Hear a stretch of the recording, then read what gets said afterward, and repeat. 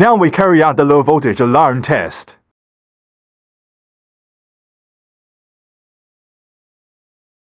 The alarm will be energized. Waiting for the product preheating is completed.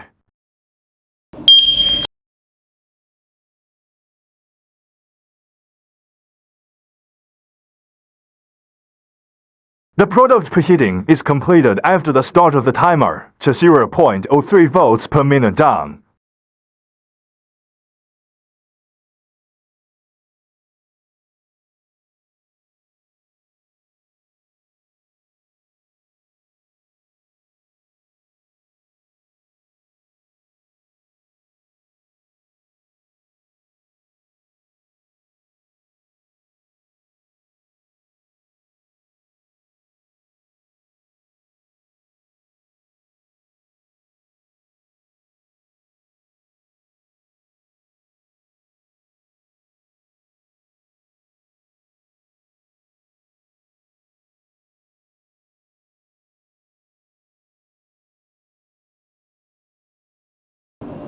This time the alarm issued a low voltage alarm sound.